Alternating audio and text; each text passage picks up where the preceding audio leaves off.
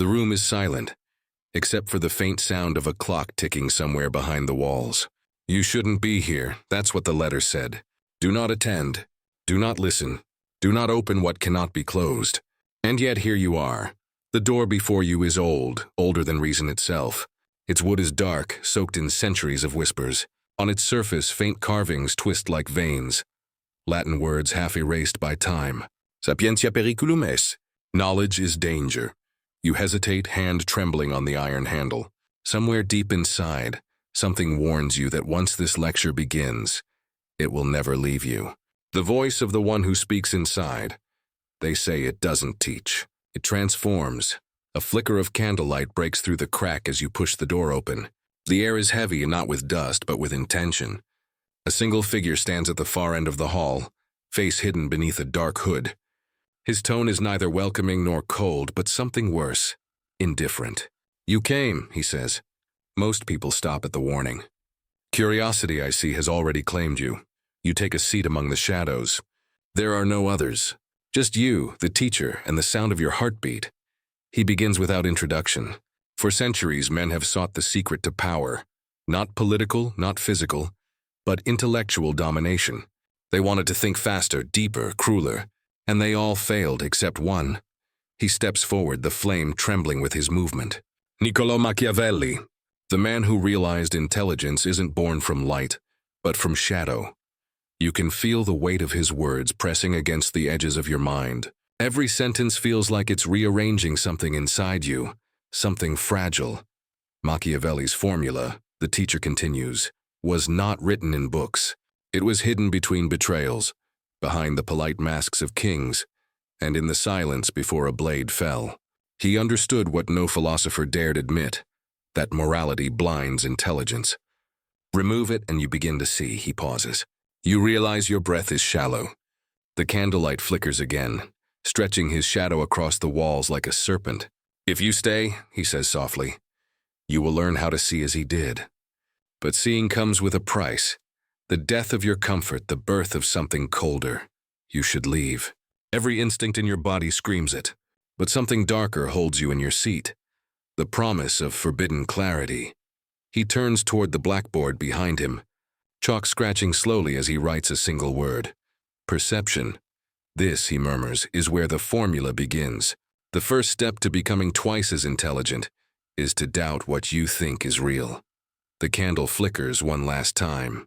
The air grows colder, and as the teacher erases the word, you realize the lecture has already begun, and there's no way back. The chalk dust still hangs in the air, curling like smoke as the word perception fades from the board. You sit motionless, feeling the echo of the teacher's last sentence vibrating through your mind. Doubt what you think is real. The figure in the hood paces slowly, his hands clasped behind his back. Every empire, he begins, was built not by truth but by the manipulation of it. Perception, the art of bending the visible world, that is the first mirror of power. He turns toward you, and though his face remains hidden, you feel his gaze. Tell me, he says softly, do you know why the weak remain weak? You shake your head, because they believe what they see, he whispers, and the powerful only see what they believe. A candle flickers violently, its flame stretching upward like a scream. He draws a circle on the board. Inside it he writes one word, control. Machiavelli understood, he continues, that intelligence without control is chaos. The sharper the mind, the deeper the delusion if it cannot be guided. The world is a hall of mirrors, and every reflection tells a lie. One that flatters, one that frightens, one that seduces. He pauses, the chalk snapping between his fingers.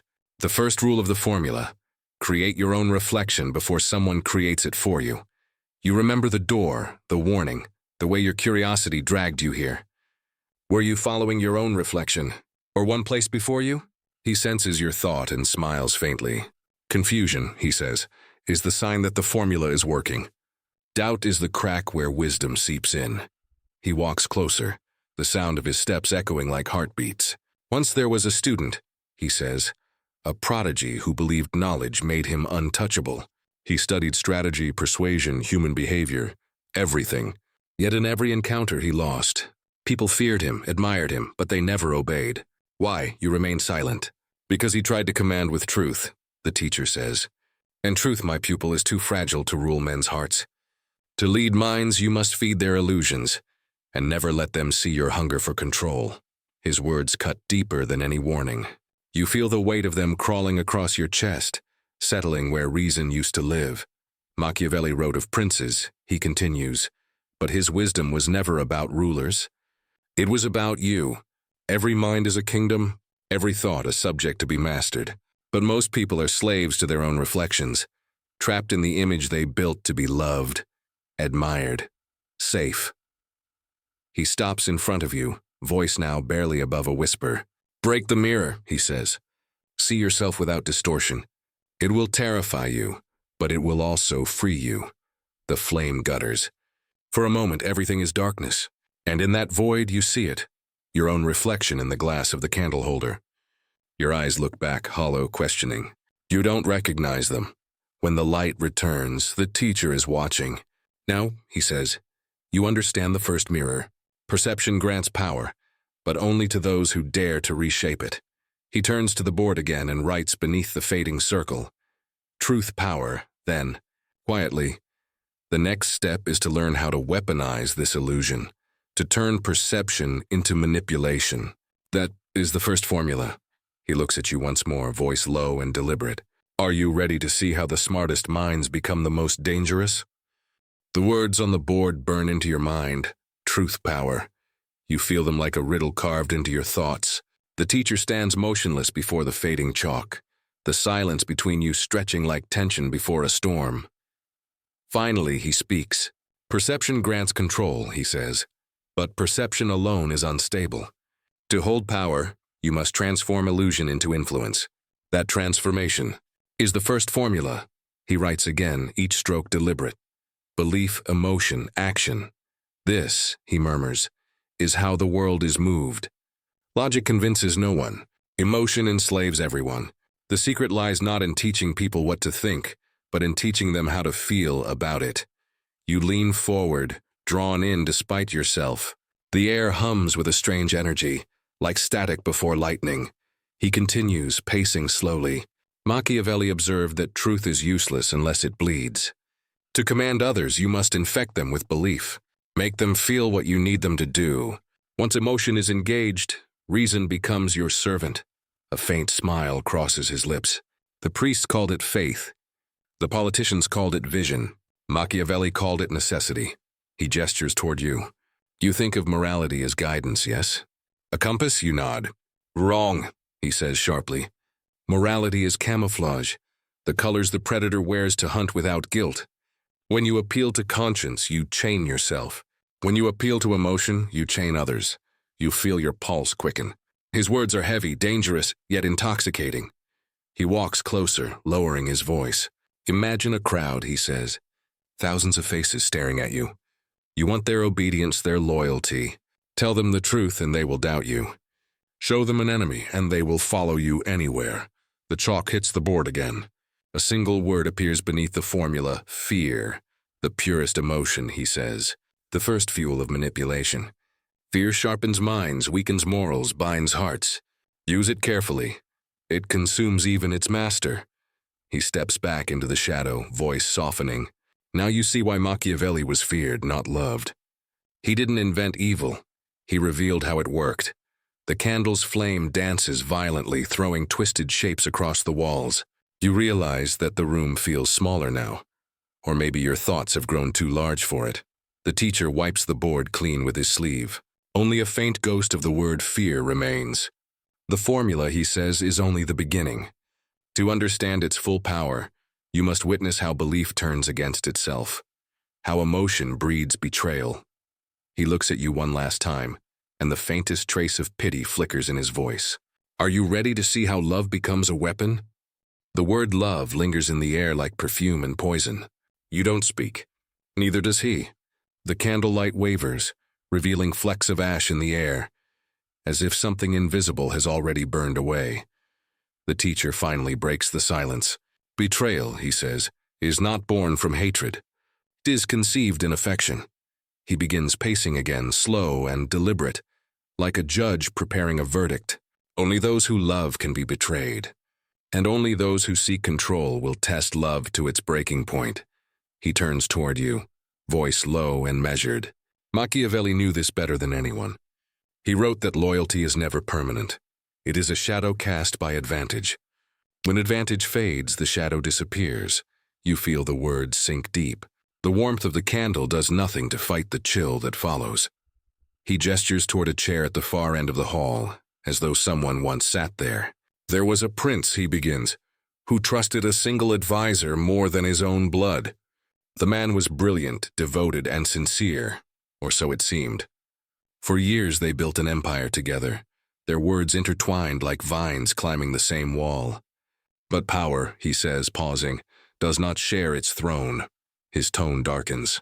The prince began to suspect his friend's ambition, not because of evidence, but because of intuition. He ordered him to be tested. A whisper of temptation, a fabricated opportunity for betrayal. The advisor resisted him at first, but curiosity, that same hunger which brought you here, began to eat him alive. One night he broke. He didn't take the crown. He only dreamed of it. And in that dream, the prince saw his reflection. He leans forward. Do you see the lesson? The betrayal wasn't the act, it was the thought. To think of power is to desire it, and desire, once awakened, can never again kneel. The teacher moves closer, his presence suddenly suffocating. Love and loyalty, he whispers, are illusions built to cage the intelligent. The more you understand people, the easier it becomes to play their hearts like instruments, but the harder it becomes to trust your own. A pause. The candle flickers between you, its light slicing his face in half. One side human, the other a void. You whisper, so love is weakness? He smiles faintly. No, love is leverage. The most dangerous kind. It blinds even the cleverest minds, forcing them to betray themselves before they betray anyone else. The teacher returns to the board, drawing a jagged line between two words, loyalty and fear. When fear fades, he says, loyalty ends. When love enters, betrayal begins. He steps back, letting the words hang heavy in the still air. You feel the weight of every relationship you've ever trusted pressing against your chest. Each one now suspect, each one fragile. Machiavelli's brilliance, the teacher continues, was his acceptance of imperfection. He saw that men will always betray, not out of malice, but out of need. He never blamed them. He only learned to predict when they would break. He turns sharply, eyes glinting from beneath the hood. You wish to be 200% smarter. Then stop expecting loyalty from the fearful and love from the ambitious. Both are temporary. You can hear your own heartbeat now, loud and uneven. He walks past you, his voice almost tender. When she kissed him, he says, speaking of the advisor's final night, she believed she was saving him. But mercy, he breathes, is only betrayal wearing perfume. The candle sputters, throwing your shadow across the walls like a confession. You realize you've stopped seeing him as a teacher. He has become something else. A mirror showing what you could become if you followed every lesson to its end. He turns back toward the board, wiping it clean. Only one word remains. Fear. Now that you understand the anatomy of betrayal, he murmurs, you must learn the art of hiding from it. The chalk screeches as he writes the next word in its place. Masks. Because in the world that follows, he says, voice barely audible, only those who know how to disappear will survive. The chalk's final stroke still echoes in the hollow room. Masks. The word looks alive, carved in white bone against the blackboard. You stare at it, feeling the faint tremor in your hands. The teacher doesn't speak at first. He lets the silence work like smoke, seeping into your lungs until you can taste its meaning. Finally, he turns. Betrayal, he says softly, teaches a cruel lesson. Truth must be hidden to survive. And so, humanity invented the mask. He begins walking in slow circles, his robes whispering across the stone floor. Every mask, he continues, is a contract between fear and desire. Fear of being seen, desire to be believed. The wise wear them not to deceive others, but to protect what remains human inside. You watch as he opens a small wooden box on the table. Inside lie dozens of porcelain faces, each painted with delicate expressions. a smile, a frown, a tear frozen in white glaze. He lifts one, a smiling mask, and holds it to the candlelight. This, he murmurs, was worn by a queen who ruled through charm. Her smile was her weapon, a blade dipped in honey. When she died, they buried her with it. Her people still loved her. None ever saw the face beneath. He sets the mask down and picks another, cracked and pale. And this, he says, belonged to a philosopher. He preached virtue to the crowd and corruption to the court. He believed both, depending on who listened. You feel the cold truth crawl beneath your skin. Do we all wear one, you ask? You already do, he replies. The moment you entered this room, curiosity became your disguise. You hide it behind obedience, pretending to learn, when in truth you hunger to dominate. You open your mouth to deny it, but his gaze stops you. Somewhere inside, you recognize he's right. He returns to the board and writes 3 words beneath masks: identity, control, survival. Machiavelli understood, he says, that to move unseen is the truest intelligence. Those who bear their soul are slaughtered first. Those who hide it rule longest. The candlelight flickers, and for a heartbeat, you see multiple reflections of him in the glass cabinet, each wearing a different expression, each one possible. You can't tell which is real anymore. He leans closer, voice now a whisper. But remember, pupil, wear a mask too long and it fuses to your skin. You will forget who you were before the deception began. The silence that follows is suffocating. You look at the porcelain faces and wonder which one is yours. The teacher closes the box gently. To become 200% smarter, he says, you must master the art of appearing harmless while thinking like a predator. Then, turning away, he adds in a tone so low it chills your bones. But not all predators hunt for power. Some hunt for love, and that, he says, pausing as the candle dims, is the most dangerous mask of all. The light flickers out. You hear the faint sound of something breaking, porcelain against stone. The sound of breaking porcelain fades into silence. Somewhere in the darkness, the teacher strikes a match. The candle flares back to life, trembling, uncertain, like the pulse of something dying. Fragments of the shattered mask lie scattered across the stone floor, each shard catching light like an open wound. He kneels beside them, voice low. This, he says, is what happens when the mask refuses to come off. His hand moves over the pieces, careful not to touch. Obsession begins here, where identity cracks and desire seeps through. You swallow hard. The word obsession tastes heavier than fear. The teacher rises, the flame outlining the folds of his cloak. Machiavelli once wrote that men chase what they cannot possess, not for need, but to confirm they are alive. That is the curse of intelligence. The smarter you become, the more you crave control. And when you cannot control the world, he looks directly at you. You try to control love. His tone softens into something almost mournful. Once there was a scholar, brilliant, cold. He believed affection was a distraction until he met a woman who mirrored his mind. Every thought he had she anticipated. Every secret she completed. He called it connection, but it was only reflection. The candle flickers as he walks toward the window. Rain begins tapping faintly against the glass, slow and deliberate. He became consumed, the teacher continues. Her laughter, her silences, even her absence dictated his mind. He stopped writing. He stopped thinking. He watched her every move, convinced that understanding her would make him whole again. You can feel the weight of his words sinking, wrapping around your chest. Love, he whispers, is the most exquisite form of control. We don't want to be loved. We want to own the one who loves us. He turns from the window, eyes glinting under the hood. When she finally left, the scholar didn't chase her. He dismantled her memory instead, line by line, thought by thought, until she no longer existed in his mind as a person, but as an idea. That's the final stage of obsession, when love becomes a philosophy and the heart becomes the laboratory. You shift uneasily in your chair. The teacher's tone has changed, softer yet dangerous, almost confessional. He believed he had conquered his weakness, he says. But the truth? He had only buried himself inside his own illusion. Intelligence without empathy becomes pathology. And obsession, he pauses, is intelligence turned inward, endlessly devouring itself. The rain grows heavier. Water streaks down the window like tears the world refuses to hide. He takes a deep breath, exhaling as though each word costs him something. To understand people is to risk obsession.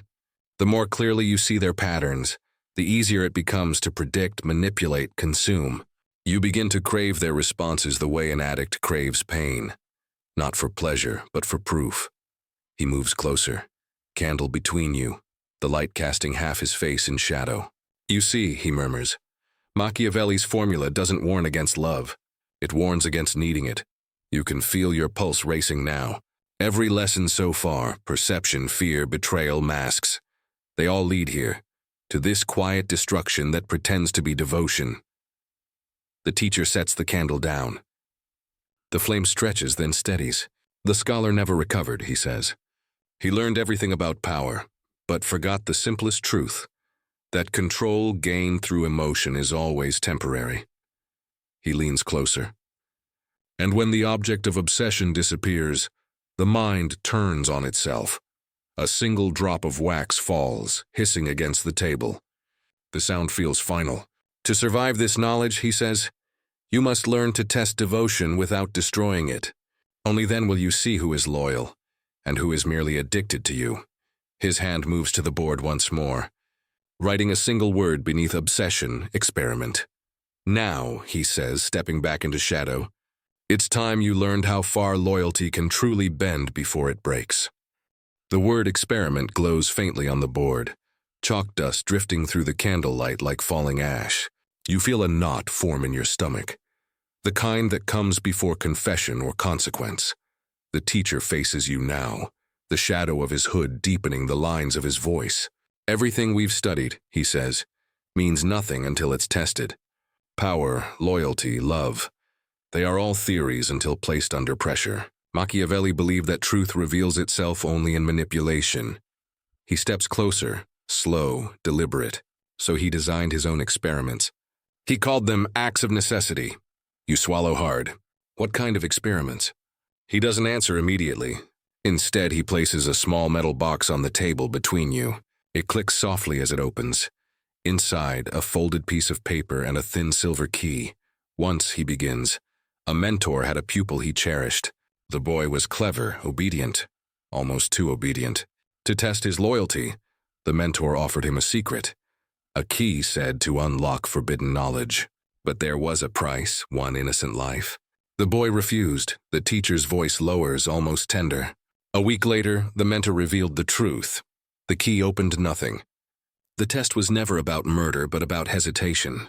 The moment the boy refused, he revealed his weakness. His morality made him predictable. He closes the box with a quiet snap. Machiavelli wrote that loyalty built on virtue is fragile. True loyalty must be proven through corruption, through what one is willing to sacrifice in silence. Your throat tightens. And what happened to the pupil? He left, the teacher replies. He couldn't bear to see what his mentor had become. But the mentor, he pauses, eyes glinting, called it success. The boy's departure proved the lesson worked. He leans forward, his breath brushing the edge of your thoughts. Now tell me, if I gave you the same choice, would you refuse? Or would you open the box knowing it might destroy everything you are? The silence stretches. You can't answer. He nods slowly, almost satisfied. Good, he says. Doubt is the beginning of transformation. Turning back to the board, he wipes away the word experiment and writes another in its place. Confession. Because every experiment, he murmurs, ends with truth, and truth, my pupil, always demands a confession. The candle burns lower now, its flame small and trembling, the wax spilling across the table like melted time. The word confession glows faintly on the board, its edges smeared by the teacher's touch. You can feel the heaviness of the last lesson still pressing down on you. The experiment, the silence, the unanswered question. The teacher does not speak for a long while. When he finally does, his tone is quieter, stripped of its authority. Every mind, he says, that seeks power must one day face itself. The experiment was never about others, it was about you. He walks toward the window. The rain from before has stopped, leaving streaks of silver across the glass. Confession, he continues, is not about guilt. It's about clarity. Machiavelli believed that a man cannot rule others, until he has learned to rule the chaos within himself. To do that, one must confront the things they've buried. You hesitate. You mean sins? He turns slowly. No, sins are for priests. I speak of truths, the kind you hide even from your own reflection. He steps closer, placing the flickering candle between you. Its light divides his face again, half human, half shadow. Tell me, he says, what brought you through the forbidden door? Curiosity, ambition? Or the desire to outsmart pain itself? You want to answer, but words crumble on your tongue. He smiles faintly as if he expected your silence. That is the tragedy of the intelligent, he whispers. They can explain everything, except themselves. The teacher reaches into his coat and pulls out a small, leather-bound book. Its cover is cracked, edges burned. He opens it to a blank page. Every pupil leaves a confession here, he says. Not of crime, but of thought. The moment you write it, you are no longer a student. You become part of the formula. You stare at the empty page. The candle sputters, casting long, shifting shadows. For a moment, you imagine what it would feel like to write the truth. Not the kind you tell others, but the one that's been whispering inside you since the beginning. The truth that knowledge excites you, only because it makes you feel superior. The truth that your curiosity isn't pure. It's hunger disguised as enlightenment. Your hand trembles. Before you can reach for the pen, the teacher speaks again. Be careful, he warns. Once written, the confession cannot be undone. You cannot unknow what you reveal. He lowers his voice. Machiavelli called it the second death, the death of illusion. After it, there is no going back to innocence. You meet his gaze, searching for mercy. There is none, only understanding, the kind that feels colder than judgment. You finally pick up the pen. The ink is thick, dark as blood. Slowly, deliberately, you begin to write. Each word feels like surrender. When you finish, the teacher closes the book without reading it. Now, he says softly, you are ready to see the cost of knowing. The mind that sees too much cannot rest. The heart that feels too little cannot love. He turns toward the board one last time, erasing confession until only dust remains. Then in a single steady motion, he writes the final word. Enlightenment. The candle flares, its flame stretching higher than before, painting the walls in trembling gold. The last page, he murmurs, is the most dangerous one. The word enlightenment gleams faintly on the board, ghost-like under the dying flame. The air feels heavier now, as if the walls themselves are holding their breath. Your confession still lingers in your mind, an echo that won't fade no matter how many times you tell yourself it was only ink on paper. The teacher stands motionless before the word. His shadow stretches long and thin, swallowing the edges of the candlelight. You have walked far, he says at last. Through perception, betrayal, masks, obsession, confession. Each step has peeled away a layer of illusion. But knowledge, my pupil, is not freedom. He turns toward you slowly. It is a burden. You feel it then, the exhaustion beneath the enlightenment, the strange ache of understanding too much. The world around you seems thinner, more transparent, as if everything real has begun to dissolve into theory. The teacher moves closer, his voice gentler than ever before. Machiavelli's formula was never meant to make you clever. It was meant to make you dangerous. Intelligence without conscience becomes a weapon. The sharper the mind, the deeper the wound it can inflict, on others and on itself. He places a hand on the book that holds your confession. This is your transformation, he says. But every transformation demands a sacrifice. You hesitate. What sacrifice? Peace, he answers simply. The mind that awakens can never sleep again. The words land like a verdict. You realize how quiet the room has become. Even the rain outside has stopped. The teacher's gaze softens. Do you understand now why this knowledge is forbidden? Not because it corrupts, but because it isolates. To see through illusion is to lose the comfort of belonging to it. He turns back to the board and begins to write beneath enlightenment, power, vision, mercy. The formula is complete, he says. Vision gives clarity, mercy gives blindness. To be twice as intelligent, you must subtract what makes you human. You stare at the equation, feeling both awe and dread coil together in your chest. So that's the secret, you whisper. He nods. Yes, but wisdom lies not in using it, in choosing when not to. For the first time, his tone cracks. Machiavelli's curse was not that he understood power. It was that he could never again believe in love. Every shadow looked like strategy. Every kindness a disguise. He saw the world clearly, and was condemned by that clarity. The teacher slowly erases the formula. Only the faint outline of the word mercy remains, as though refusing to disappear. He turns to you once more. Leave this place, he says. Take what you've learned, but use it gently. Intelligence, when wielded without restraint, consumes everything, even the one who holds it. You rise from your chair. The candle burns low, its final flame quivering like a heartbeat about to stop. The door behind you stands open. The same one you entered hours ago, now seeming infinitely older. As you step toward it, the teacher's voice follows, quiet but clear. You wanted to be 200% smarter, he says. And now you are. But tell me, you stop at the threshold. Will you use that brilliance to rule others, or to understand yourself? The candle finally dies, plunging the hall into darkness. Only the faint scent of wax and ink remains, and the haunting certainty that the lecture is over. But the lesson has just begun.